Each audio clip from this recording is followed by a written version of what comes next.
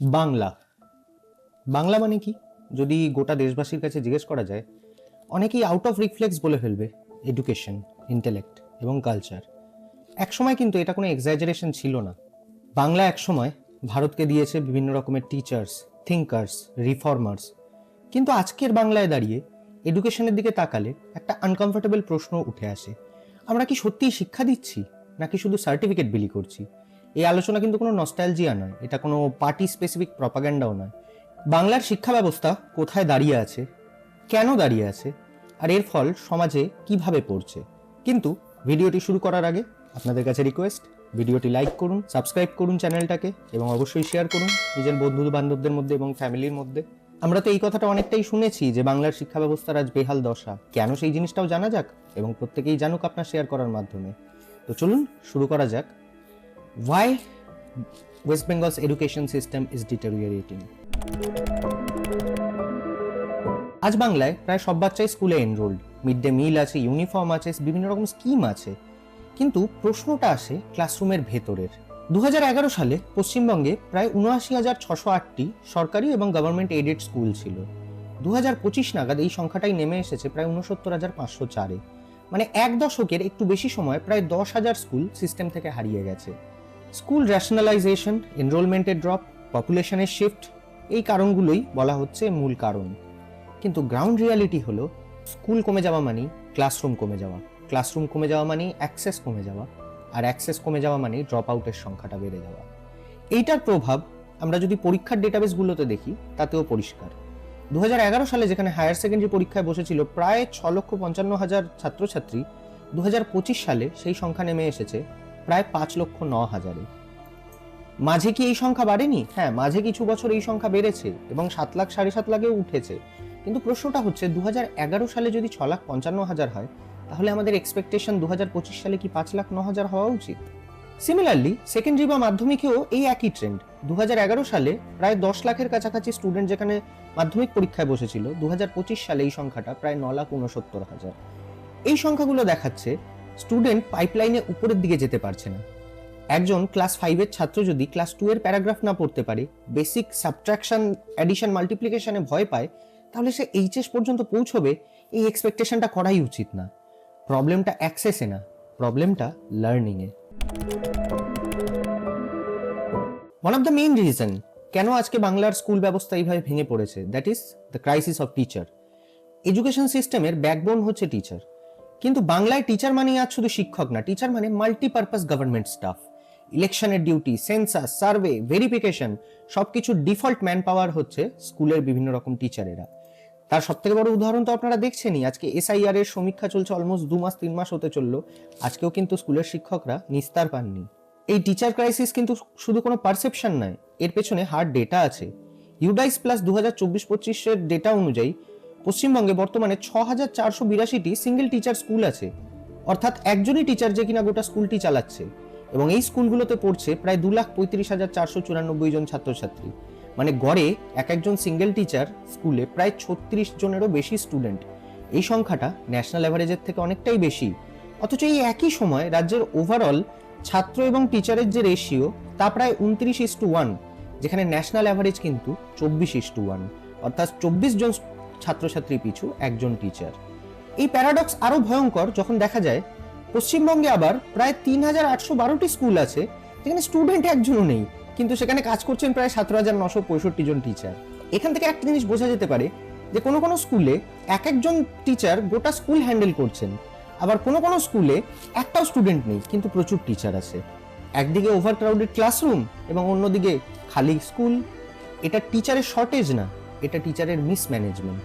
Teacher ক্লাসরুমে না থাকলে সেই ক্লাসরুমটা হয়ে যায় ফাঁকা, আর ফাঁকা ক্লাসরুম থেকে কোয়ালিটি এডুকেশন আশা করা নিজেদের সাথেই মিথ্যে কথা বলা। এরপর আসি হায়ার এডুকেশন। হায়ার এডুকেশনেও বাংলার বাস্তবতা আরো বেশি আনকমফোর্টেবল। ন্যাশনাল র্যাঙ্কিং দেখলে ছবিটা পরিষ্কার হয়ে যায়। NIRF এর ন্যাশনাল টপ 20 ইউনিভার্সিটির লিস্টে সারা বাংলা থেকে মাত্র একটাই ইউনিভার্সিটি, যাদবপুর ইউনিভার্সিটি, র্যাঙ্ক 9 পেয়েছে 1 থেকে 20-র মধ্যে। একটা রাজ্য যা একসময় ইন্টেলেকচুয়াল লেগেসি, একসময় গোটা দেশ চিনত, সেই রাজ্যের প্রেজেন্স আজকে ন্যাশনাল টপ টিয়ার লিস্টে মাত্র একটা ইনস্টিটিউশন। এবং কলেজ ক্যাটাগরিতে ছবিটা সামান্য ভালো। যেমন রামকৃষ্ণ মিশন বিবেকানন্দ সেন্টেনারি কলেজের র্যাঙ্ক 6 আর সেন্ট জেভিয়ার্স কলেজের র্যাঙ্ক 8। কিন্তু মজার বিষয় হচ্ছে টপ 20 লিস্টে মাত্র 2টি কলেজ স্থান পাচ্ছে পশ্চিমবঙ্গ থেকে। এই 3টে ইনস্টিটিউশনই আজ বাংলায় হায়ার এডুকেশনের মুখ।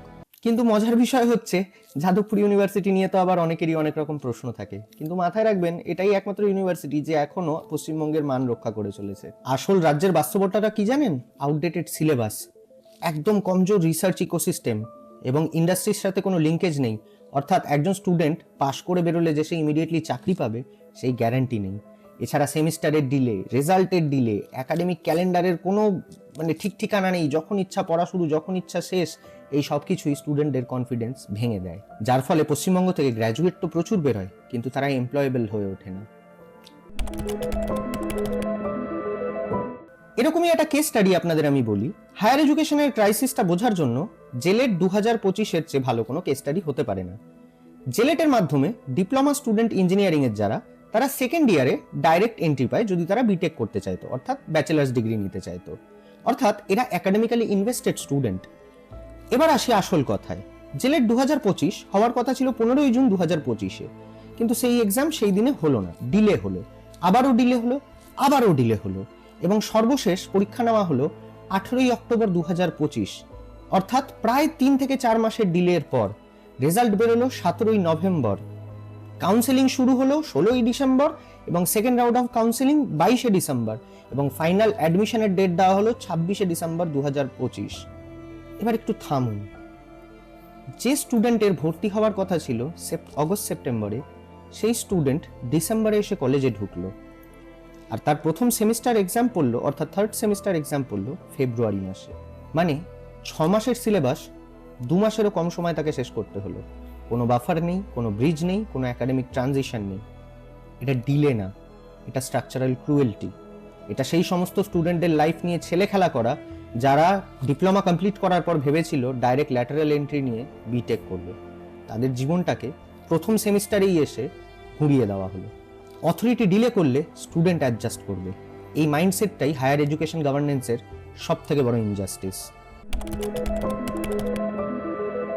এরপর আসি আরো বড় সমস্যা। আমাদের এডুকেশন সিস্টেমে তো আছেই টিচার রিক্রুটমেন্টের বিভিন্ন রকম স্ক্যাম।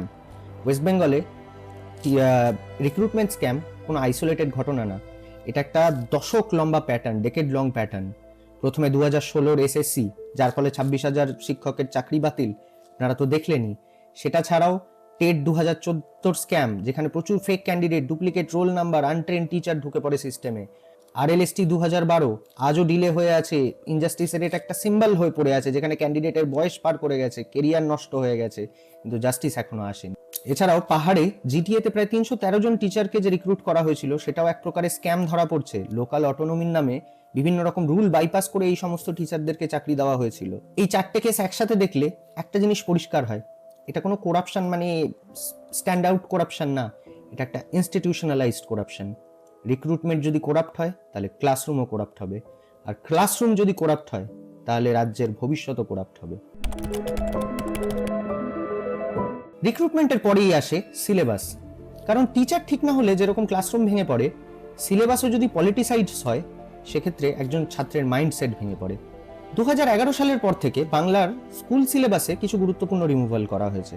একসময় সিলেবাসে থাকা সুকান্ত ভট্টাচার্যের 18 বছর বয়স, যেখানে ক্ষুধা, রেজিস্ট্যান্স এবং একটা ইউথ কনসিয়াসনেস ছিল, সেটাকে বাদ দিয়ে দেওয়া হয়েছে। সেটা ছাড়াও বঙ্কিমচন্দ্র চট্টোপাধ্যায়ের কিছু লেখনীর গুরুত্বপূর্ণ অংশ ধীরে ধীরে সিলেবাস থেকে সরে গেছে। আর সব থেকে গুরুত্বপূর্ণ যেটা, কার্ল মার্কস, ফ্রেডরিক এঙ্গেলস এবং বলশেভিক রেভলিউশন সংক্রান্ত অধ্যায়গুলো পুরোপুরি সরিয়ে দেওয়া হয়েছে। তার মানে কি? একটা জিনিস আকারে ইঙ্গিতে বুঝিয়ে দেওয়া হচ্ছে যে বামপন্থী রাজনীতি কাউকে শিখতে দেওয়া যাবে না, কারণ বামপন্থী রাজনীতি ক্ষতিকর। একসময় স্টুডেন্টরা স্কুলে এই ক্যাপিটালিজম, সোশ্যালিজম, ক্লাস স্ট্রাগল আর রাশিয়ান রেভলিউশন সম্পর্কে একটা বেসিক ধারণা পেত। এই বিষয়গুলো সিলেবাস থেকে সম্পূর্ণভাবে বাদ দেওয়া হয়েছে। এই জায়গাগুলো কিন্তু ফাঁকা রাখা হয়নি, তার বদলে সিলেবাসে ঢুকেছে বর্তমান রুলিং পার্টির কিছু আইডিওলজিক্যালি অ্যালাইন্ড লেখক, যারা একটু বায়াসড। একটি সরকারি সার্কুলারের মাধ্যমে স্কুল এডুকেশন ডিপার্টমেন্ট রাজ্যের 2026টি স্টেট রান স্কুলকে নির্দেশ দেয় তাদের 1 লক্ষ টাকার যে লাইব্রেরি গ্র্যান্ট দেওয়া হয়েছিল, তার মধ্যে থেকে নির্দিষ্ট একটা বইয়ের তালিকা থেকেই তাদের বই কিনতে হবে। এবং এই তালিকায় ছিল আমাদের মাননীয় মুখ্যমন্ত্রী মমতা ব্যানার্জির লেখাই 19টা বই। লাইব্রেরি গ্র্যান্টের উদ্দেশ্য ডাইভার্সিটি অফ থট আনা, কিন্তু এখানে বাধ্যতামূলক একটা চয়েস দেওয়া হয়েছে। 2017 সালে ক্লাস 8-এর হিস্ট্রি সিলেবাসে একটা নতুন চ্যাপ্টার যোগ করা হয়, জল, জমিন, জঙ্গল ও জীবিকা। এই চ্যাপ্টার মূলত 2006 থেকে 2011 সালে সিঙ্গুরে যে অ্যান্টি ল্যান্ড অ্যাকুইজিশন মুভমেন্ট যে ছিল সেটাকে কেন্দ্র করে এই চ্যাপ্টারটা। হিস্ট্রি পড়ানো যেত একাডেমিক ডিস্টেন্স রেখে, কিন্তু এখানে ন্যারেটিভ হয়ে গেছে সেলিব্রেটেড। এই অধ্যায় বেচারাম মান্না বলে একজনকে আন্দোলনের অন্যতম আর্কিটেক্ট হিসেবে দেখানো হয়েছে, যিনি গ্রাসরুট লেভেলে কৃষকদের সংগঠিত করেছিলেন বলে উল্লেখ আছে। সমস্যাটা তো ইতিহাস পড়ানো নয়, সমস্যাটা হলো বেচারাম মান্না একজন জীবিত এবং অ্যাক্টিভ তৃণমূলের নেতা, আর তার ডিক্লেয়ার্ড অ্যাসেট অনুযায়ী তার মোট সম্পদের পরিমাণ প্রায় 2,12,00,000 টাকা। 2016 সালে যেখানে তার সম্পদ ছিল প্রায় 90,41,000 টাকা, 2021 সালে সেটাই বেড়ে গিয়ে দাঁড়ায় 2,12,00,000, মানে প্রায় 135% বৃদ্ধি। এই তথ্য তো সিলেবাসে নেই, কিন্তু সিলেবাসে আছে তার পলিটিক্যাল রোলের সেলিব্রেটরি পোর্ট্রেয়াল একটা। এইখানে এডুকেশন আর প্রপাগ্যান্ডার বাউন্ডারিটা ভেঙে যায়। স্কুল সিলেবাসের কাজ স্টুডেন্টকে কোয়েশ্চেন করতে শেখানো, কিন্তু যখন সিলেবাসেই লিভিং পলিটিশিয়ানদের একদম অগণিত হিরো হিসেবে দেখানো হয়, সেখানে ডিসেন্টিং আইডিওলজিটাই বাদ যায়, সরকারের বিরুদ্ধে প্রশ্ন তোলার ক্ষমতাটাই চলে যায়। এবার আসি বাজেটের কথায়। এডুকেশন নিয়ে বাজেট কিরকম? 2011 থেকে 2025 পর্যন্ত ওয়েস্ট বেঙ্গলের এডুকেশন বাজেট 3 গুণেরও বেশি বেড়েছে। কিন্তু এই একই সঙ্গে বলা যায় এডুকেশনের জন্য মোট রাজ্য বাজেটের ভাগ প্রায় 15 থেকে 16% মধ্যেই আটকে আছে। তাহলে প্রশ্নটা দাঁড়ায়, যদি পার্সেন্টেজ একই থাকে, টাকা বেশি আসে, তাহলে এডুকেশন সিস্টেম খারাপ হলো কিভাবে? 2011 সালে রাজ্যের মোট বাজেট ছিল আনুমানিক 1 লাখ কোটি টাকার একটু বেশি। তার মধ্যে এডুকেশনের জন্য খরচ হতো প্রায় 15%-এর কাছাকাছি। 2025 সালে এসে রাজ্যের মোট বাজেট এসে দাঁড়িয়েছে 3 লাখ কোটিরও বেশি। এডুকেশনের জন্য বরাদ্দ হয়েছে 50,000 কোটির কাছাকাছি, অর্থাৎ টাকার অঙ্ক প্রায় 3 গুণ বেড়ে গেছে। কিন্তু প্রায়োরিটি হিসেবে এডুকেশনের ভাগটা কিন্তু বদলায়নি। তার কারণ এই 50,000 কোটি টাকাটাও কিন্তু 15%-এর কাছাকাছি আসে। অর্থাৎ 2011 সালে শিক্ষা খাতে যত শতাংশ, টোটাল বাজেটের যত শতাংশ ধার্য করা ছিল, 2025 সালেও শিক্ষা খাতে ঠিক তত শতাংশই ধার্য করা আছে, তার থেকে 1% বাড়ানো হয়নি শিক্ষা খাতে। এবার এখানে একটা প্রশ্ন আসে, এই যে বাড়তি তাহলে এতগুলো টাকা, এই টাকাগুলো গেল কোথায়? উত্তরটা একটু কঠিন, কিন্তু সত্যি। এডুকেশনের বাজেটের একটা বড় অংশই গেছে স্যালারি আর পেনশনে। টিচারদের স্যালারি দেওয়া দরকার, এতে কোনো বিতর্ক নেই, কিন্তু যখন টিচারকে ভুল জায়গায় পোস্ট করা হয়, ক্লাসরুম ফাঁকা থাকে, স্কুলে স্টুডেন্ট থাকে না, রিক্রুটমেন্ট হয় করাপ্টেড, সিলেবাস হয় ডিস্টর্টেড, তখন একটা স্যালারি হেভি বাজেট এডুকেশন সিস্টেমকে কোনো মতেই সাহায্য করতে পারে না, কোনো রকমে টিকিয়ে রাখতে পারে। 2025 সালের এডুকেশন বাজেটের একটা বড় অংশই গেছে scholarship, welfare scheme, mid day meal, এইসবের ক্ষেত্রে। এগুলি স্টুডেন্ট সাপোর্ট স্কিম এবং এগুলি 100 বার দরকার, কিন্তু এগুলোই টিচারের অ্যাভেলেবিলিটি, লার্নিং এর কোয়ালিটি, কনসেপ্টের ক্ল্যারিটি, এই জিনিসগুলোর বদলে কোনোদিনই হতে পারে না। আরও একটা বড় অংশ গেছে এই বাজেটের ইনফ্রাস্ট্রাকচার আর ক্যাপিটাল আউটলেতে, অর্থাৎ নতুন বিল্ডিং স্কুলের, নতুন বাউন্ডারি ওয়াল, নতুন করে রেনোভেশন করা, স্মার্ট ক্লাসরুমে স্টিকার লাগানো। কিন্তু ক্লাসরুম থাকলেই তো লার্নিং থাকে না, টিচার না থাকলে তখন কি হবে? তখন তো বিল্ডিংটা সাইলেন্টই থাকবে। আর আরও একটা জিনিস মাথায় রাখবেন, 2016 সালের পর থেকে যেসব স্ক্যাম হয়ে যে রিক্রুটমেন্টগুলো হয়েছিল, যেসব শিক্ষকরা স্ক্যামের মাধ্যমে চাকরি পেয়েছিলেন, তাদেরকেও তো দীর্ঘ 9 বছর ধরে স্যালারি দিয়ে আসতে হয়েছে। সেই টাকাগুলো যাবে কোথায়? এইবার আসি একটা অদ্ভুত প্যারাডক্সে। পশ্চিমবঙ্গে 2011 সালে শিক্ষা খাতে যে বাজেট ধার্য ছিল, 2025 সালেও তো সেটাই আছে। কিন্তু যদি আমরা এটাকে তুলনা করি 2011 থেকে 2025-এর পুলিশ এবং অ্যাডমিনিস্ট্রেশন বাজেটের সাথে, তাহলে 2011 সালে এডুকেশনের বাজেট ছিল প্রায় 15% এবং পুলিশ এবং অ্যাডমিনিস্ট্রেশনের জন্য বাজেট রাখা হয়েছিল প্রায় 5 থেকে 6% টোটাল বাজেটের। 2025 সালেও এডুকেশনের ভাগটা প্রায় একই আছে, 15%, কিন্তু পুলিশ এবং অ্যাডমিনিস্ট্রেশনের ভাগটা বেড়ে হয়েছে 9 থেকে 10%। বুঝে দেখুন, আগে যে পার্সেন্টেজটা ছিল education is to police and administration 3:1, 2025 সালে এসে কিন্তু ওটাই হয়ে গেল 2:1। 2011 সালে যেরকম এডুকেশনের পার্সেন্টেজ ছিল 15%, বিভিন্ন রকম সোশ্যাল ওয়েলফেয়ার স্কিম, মানে ধরুন এই ভাতা ওই ভাতা, এই দান ওই দান, এগুলো ছিল কিন্তু 5-6% কাছে পিঠেই। কিন্তু 2025 সালে যখন এডুকেশন আজও 15-16%-এই দাঁড়িয়ে আছে, সোশ্যাল ওয়েলফেয়ার স্কিম কিন্তু ডাবল হয়ে গেছে, অলমোস্ট 12 থেকে 14%। অর্থাৎ লং টার্ম এডুকেশন না বাড়িয়ে স্টেট এখন শর্ট টার্ম রিলিফ ম্যানেজ করে চলেছে। আরও একটি প্রবলেম হচ্ছে, 2025 সালে এসে ওয়েস্ট বেঙ্গলে যদি স্কুল ক্যালেন্ডারটা একবার দেখা যায়, তাহলে দেখা যাবে স্কুলের নন ওয়ার্কিং ডে উল্লেখযোগ্যভাবে বেড়েছে। যদিও কাগজে কলমে 2011-তে এবং 2025-এ টোটাল ছুটির সীমাটা 65 বলা হয়, কিন্তু বাস্তবটা আলাদা। 2025 সালে public holiday, festival break, Sunday সব মিলিয়ে বিভিন্ন স্কুলের মোট নন ওয়ার্কিং ডে প্রায় 150-র কাছাকাছি গিয়ে দাঁড়িয়েছে। এই সংখ্যাটা 2011 সালের তুলনায় কিন্তু অনেকটাই বেশি।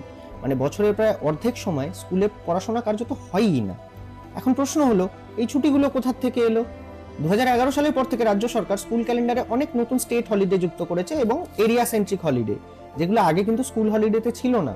যেরকম বিরসা মুন্ডার জন্মদিন, গুরু রবিদাস জয়ন্তী, হুল দিবস, করম পুজো। আগে যেরকম ছট পুজো ছিল, ধরুন ছট পুজোর ছুটি হতো কি হতো না, কিছু কিছু জায়গায় সেন্ট্রিক ছিল জিনিসটা। এখন ছট পুজোর ম্যান্ডেটারি 2 দিন ছুটি সব স্কুলেই থাকে। এর মানে আগে যেখানে কিছু ছুটি ছিল ডিসক্রিশনারি বা রেস্ট্রিক্টেড, এখন সেটা হয়ে গেছে ইউনিফর্ম এবং ফুল ডে বন্ধ থাকছে। এর পাশাপাশি বিভিন্ন ফেস্টিভ্যাল ভ্যাকেশন, যেমন ধরুন দুর্গাপুজো, তারও যে একটা লম্বা যে ছুটিটা, সেটারও কিন্তু পরিমাণ বেড়েছে। 2025 সালের একাডেমিক ক্যালেন্ডারে দুর্গাপুজোর জন্য প্রায় 25 থেকে 28 দিনের একটানা একটা ছুটি রাখা হয়েছে। এইটা কিন্তু 2011 সালের তুলনায় অনেকটাই দীর্ঘ এবং স্ট্যান্ডার্ডাইজড, অর্থাৎ এইভাবেই চলবে। অর্থাৎ আজকে যদি স্কুলে অর্ধেক দিন স্কুল ছুটিই থাকে, অর্ধেক দিন যদি স্কুলে লেখাপড়াই না হয়, তাহলে যুব সমাজের মধ্যে শিক্ষা সম্পর্কিত চেতনাটা আসবে কোথা থেকে, বা শিক্ষার প্রতি তাদের যে চাহিদা সেইটা বাড়বেটা কিভাবে? এটা একটা বড় প্রশ্ন। তাহলে কি করলে এই পরিস্থিতি পরিবর্তন হবে? প্রথমত, এডুকেশন থেকে পলিটিক্সকে সরাতে হবে। এডুকেশনকে পলিটিক্সের বাইরে আনতেই হবে। রিক্রুটমেন্ট, পোস্টিং এবং সিলেবাস সবকিছুর করে থাকতে হবে মেরিট ছাড়া কোনো রকম কিছুই করা যাবে না এডুকেশনের ক্ষেত্রে। দ্বিতীয়ত, টিচারদের ক্লাসরুমে ফিরিয়ে আনতে হবে।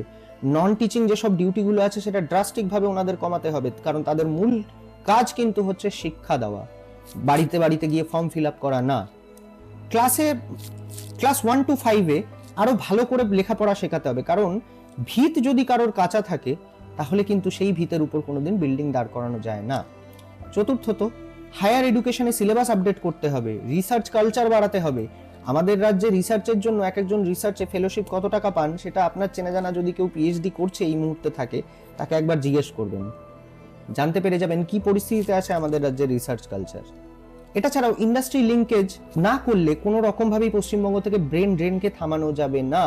অর্থাৎ লেখাপড়া করার পর সেই লেখাপড়া সংক্রান্ত চাকরি যদি সেই ছেলেটি না পায় বা সেই মেয়েটি না পায়, সেই ছাত্রছাত্রী না পায়, তাহলে সেই রাজ্যে থাকবে কেন? অর্থাৎ ইন্ডাস্ট্রি লিঙ্কেজ বাড়াতেই হবে এবং তার জন্য বাড়াতে হবে ইন্ডাস্ট্রি।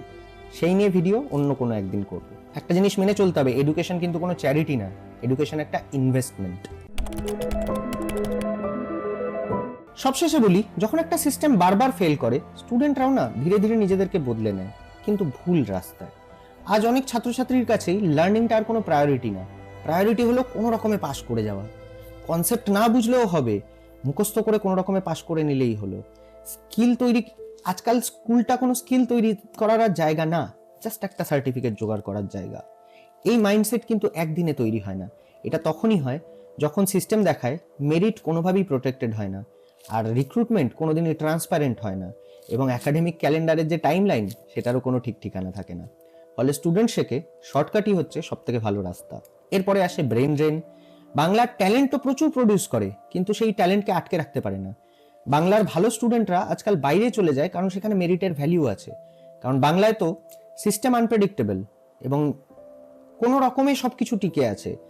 এবছরই WBJEর অনেক র্যাঙ্কাররা আছেন যারা শুধুমাত্র ভর্তি না হওয়ার কারণে, বিভিন্ন রকম কারণে, জয়েন্ট মানে বিটেক কোর্সে ভর্তি অনেক ডিলে হয়েছিল, তারা অপেক্ষা করে থেকে থেকে থেকে থেকে শেষমেশ বাইরের রাজ্যের কলেজে গিয়ে ভর্তি হয়েছেন। এইরকম যদি সিচুয়েশন থাকে তাহলে ব্রেন ড্রেন হওয়া খুবই স্বাভাবিক। এই জন্যই বাংলাতে ট্যালেন্ট তো তৈরি হয়, কিন্তু ফিউচার কোনো তৈরি হয় না। যখন একজন শিশু দেখে তার পাশেই একজন এডুকেটেড মানুষ, শিক্ষিত মানুষ বেকার, আর সমাজের কিছু গুন্ডা সিন্ডিকেট চালায় যারা ইল্লিগাল কাজকর্ম করে, তারা কোটি টাকার মালিক হয়ে উঠেছে, তখন তার মাথায় একটা স্পষ্ট বার্তা যায়, এডুকেশনে তো টাকা নেই, শিক্ষা দীক্ষায় টাকা কি, কাজ কারবার নেই, টাকা নেই, কিছুই নেই। কিন্তু 2 নম্বরই কাজ করলে প্রচুর টাকা। যখন 2 নম্বরই শাস্তি পায় না, বরং অনেক সময় স্টেটের নীরব প্রশ্রয় বা সেলিব্রেশন পায়, তখন এডুকেশন তার মোরাল অথরিটি হারিয়ে ফেলে। শিশু তখন বইয়ের দিকে আর তাকায় না, সে তাকায় পাওয়ারের দিকে, সে তাকায় ভয়ের দিকে। এডুকেশন শুধু সিলেবাস দিয়ে টিকে থাকে না, এডুকেশন টিকে থাকে জাস্টিস দিয়ে, যেখানে ইল্লিগাল কাজ করলে শাস্তি হবে আর একজন এডুকেটেড মানুষের ভালো চাকরি পাবে। এই ব্যালেন্সটা যদি কোনোদিন ভেঙে যায় তখনই এডুকেশনটা ইররেলেভেন্ট হয়ে পড়ে। তখন একটা শিশুর মনে এই ভাবটাই আসে, লিখে পড়ে হবে কি, তার চেয়ে বরং একটা 2 নম্বরই কাজই করি।